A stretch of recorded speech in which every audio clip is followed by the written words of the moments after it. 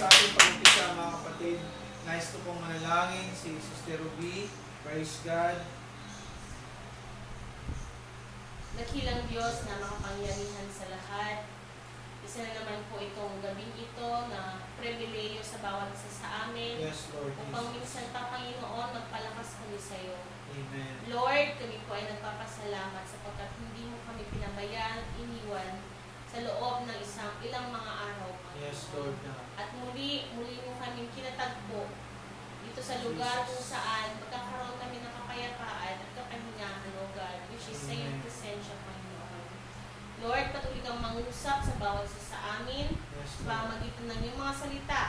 Maraming salamat sa gagamitin mo for tonight.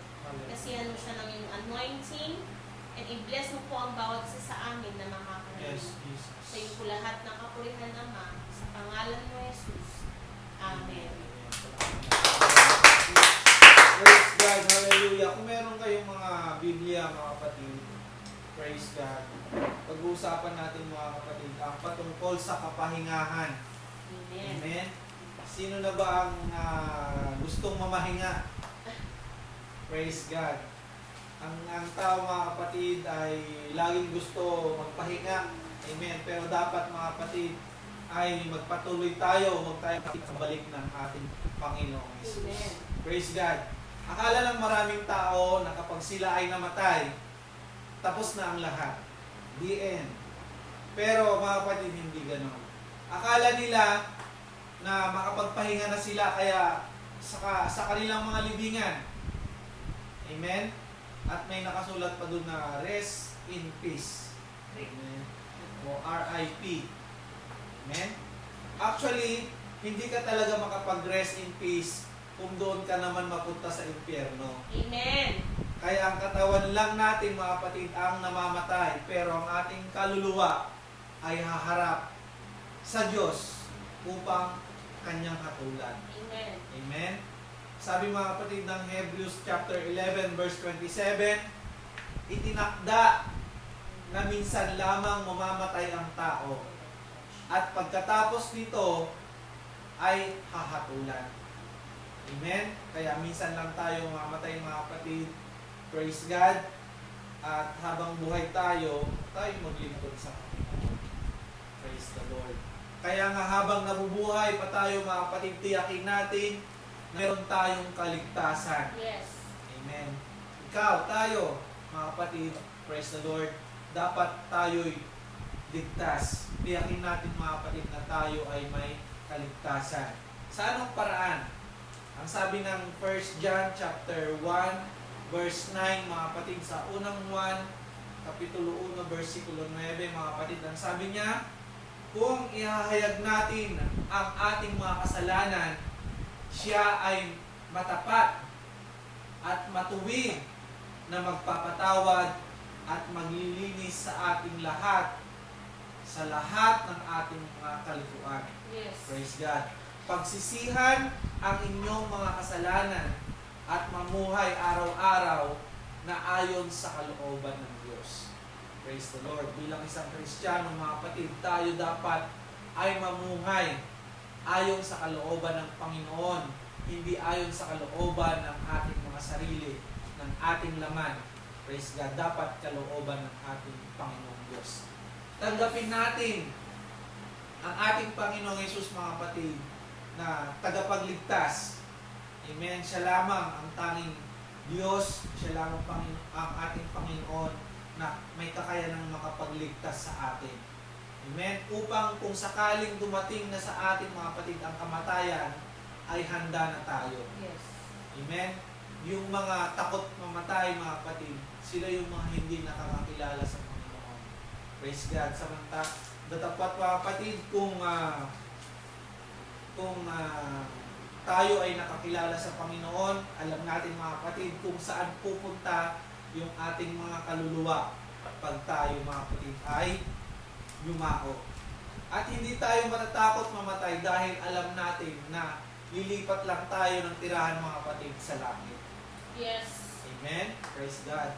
Ngunit kung mamatay ka na wala sa buhay mo si Jesus, sigurado na ang pupuntahan mo ay impyerno.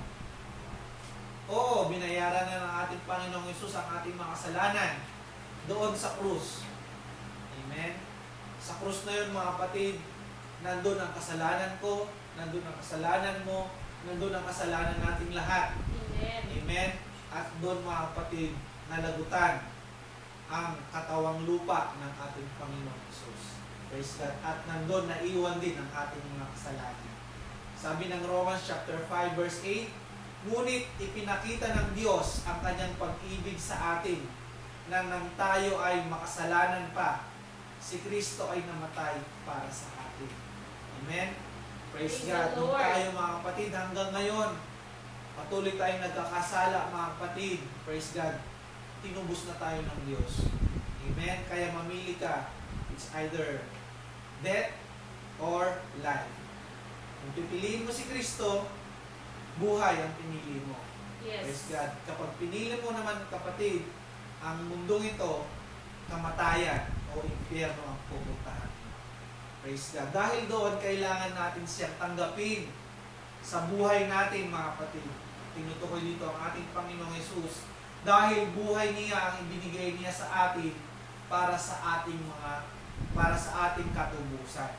Praise God. Buhay ang ibinigay ng Diyos. Amen.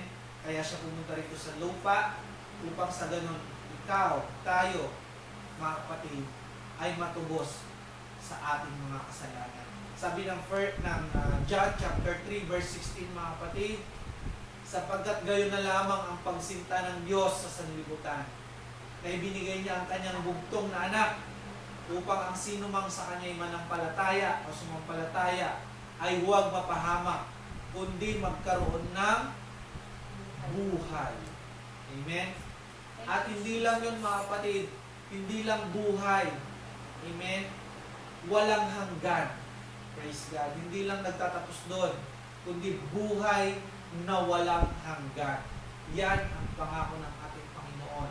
Kaya siya ay nagkatawang tao, mga kapatid, dito sa daigdig, mga kapatid, sa lupa, upang sa ganon, nais niyang malaman mo, nais niyang maramdaman mo, mga kapatid, na yung gutom, na yung sakit, na nararamdaman mo, naranasan din ng ating Panginoon. Yes. Amen. Kung ikaw ay nagugutom, mga kapatid, ang ating Panginoon ay nagutom din. Tinukso pa nga siya, mga kapatid, pero hindi siya nagpatinag sapagkat alam niya ang katotohanan, mga kapatid. Praise God, na ang tao ay hindi lamang nabubuhay, mga kapatid, sa tinapay, sa pagkain, kundi nabubuhay din sa salita ng ating buhay ng Diyos. Amen. Yes. Praise God.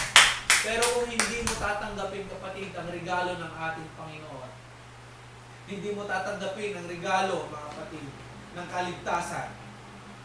Praise God. Sapagkat ang kaligtasan ay sa pamamagitan ng ating pananampalataya Yes. sa ating Panginoong Hesus. Kung hindi ka nananampalataya sa ating Panginoong Hesus, hindi ka ligtas. Sigurado yan, kapatid. Praise God. Sabi, mga kapatid, sa Ephesians chapter 2 verse 8 hanggang 9, sabi niya, ito ay sapagkat sa biyaya kayo naligtas sa pamamagitan ng pananampalataya, at ito ay hindi sa inyong sarili. Ito ay kaloob ng Diyos. Amen? Ang kaligtasan, kapatid, ay kaloob ng Diyos, hindi kaloob ng tao.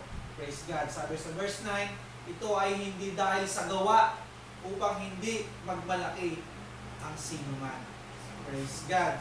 Ngunit, kailangan lang natin, mga kapatid, na tiyakin na meron tayo talagang kaligtasan. Amen? Tiyakin natin, mga kapatid, na meron tayong totoong pananampalataya. Praise God. Dahil hindi lahat ng tumatawag sa Kanya ng Panginoon, Panginoon, ay mapupunta sa langit, kundi yung sumusunod. Tandaan nyo, kapatid, hindi lahat ng tumatawag sa Panginoon ay mapupunta sa langit, kundi, quote and quote, mga kapatid, yung sumusunod lang sa kalooban ng Ama Yes. na nasa Amen. langit. Praise God. Praise God. Hallelujah. Sabi yan ang wika, mga kapatid, ng Mateo chapter 7 verse 21. God bless keep safe mga kapatid, hindi pa huli ang lahat. Tanggapin natin ng Diyos mga kapatid, at magbago tayong lahat. Tayong Amen. lahat. Walang perfect mga kapatid. Kaya baguhin natin ang sarili natin, magpasakop tayo sa Panginoon sapagkat nandoon ang tunay na kapahingahan. Amen? Yes. Tayo po ito Amen. ngayong lahat, mga kapatid, praise the Lord. At tayo manalangin. Praise God. Hallelujah. Kumusta po dyan si Sister Ruth Ann? Nanonood po siya. Praise the Lord. Sister Remy, Sister Marita. Praise God. At sa lahat ng mga kapatiran, Sister Mika. Amen. Meron pong prayer request.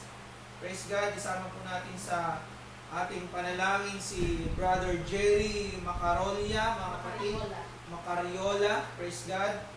Amen. Amen. Kung ano man ang kanyang nararamdaman ngayon, kapatid, ay ipag-pray natin. Praise the Lord. Hallelujah. Salamat sa Diyos, mga kapatid. Tayong mga manalangin. Dakila ang mapagpalang Diyos. Sa gabi ito, Panginoon, aming dinadalangin, Panginoon, si Brother Jerry Macariola, Panginoon. Lord God, alam namin, O Diyos, na sa iyong pangalan may kagalingan. Yes, Jesus. Na sa iyong pangalan, Panginoon, may katubusan. Yes, Lord God, Jesus. sa oras na ito, Panginoon, we claim, Lord God, complete healing, Panginoon, para kay Brother Jerry Macariola, Panginoon. Sa iyong Jesus' pangalan, Panginoon, in Jesus' name. At dakilang Diyos, maraming salamat, Panginoon. Patnubayan mo kami, O Diyos, sa lahat ng aming mga gagawin, Panginoon. Lord God, lahat ng aming mga desisyon, Panginoon, ay aming ibinibigay sa iyo. Lord God, patnubayan mo kami, Panginoon. Salamat, O Diyos, sa buhay. Salamat, Panginoon, sa paggabay. Salamat, Panginoon, sa pag-iingat, sapagkat, Panginoon, iningatan mo kami, Panginoon, sa loob ng isang linggo at narating namin muli, Panginoon, ang midweek service namin, Panginoon. Lord God, aming inihiling, Panginoon, ang mga darating pang mga araw, habang ikaw, Panginoon, ay aming iniintay, Panginoon, Yes. ay tulungan mo kami, Panginoon, na makabangon at makaalis sa aming mga nagawang kasalanan, Lord. Salamat, Panginoon. I pray, Lord God, ang lahat ng mga kapatiran, ang aming mga kamag-anak, ang aming mga kaibigan, ang aming mga trabaho, Panginoon, pagpalain mo ito, Panginoon. Lord Jesus, huwag mong pagkukulangin ang aming mga hapagkainan, Panginoon.